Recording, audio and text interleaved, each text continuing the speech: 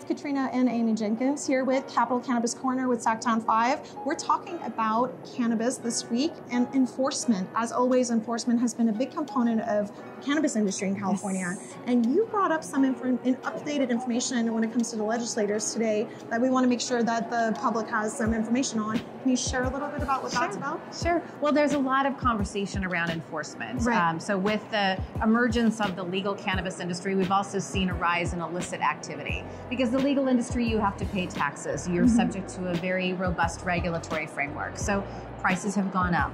And so as the prices have increased, we've seen an increase in illicit activity. So there's a lot of conversation around additional funding for enforcement, additional resources.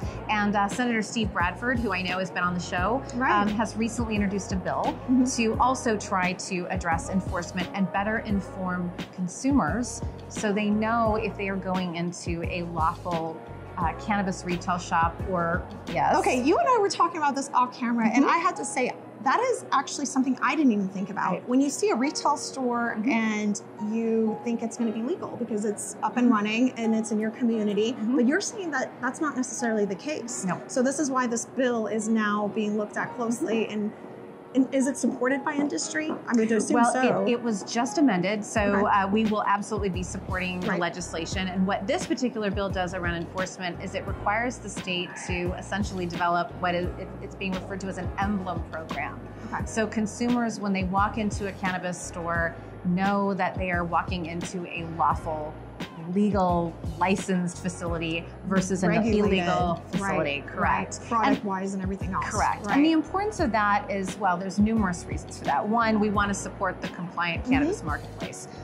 Those operators generate tax revenue for state and local government. Those operators ensure that those products meet very, very rigorous testing requirements, child-proof packaging requirements. So there's all kinds of legitimate reasons and important reasons for consumers to visit those stores. Right. They don't always know. In fact, I can tell you there was actually an example of a staffer in the Capitol who will remain nameless, who went to a store in another county and took a picture of something that was purchased and said, oh, I went to a legal store. What do you think about this product? And I could tell just from looking at the way it was packaged, this person went to an illegal store and didn't know.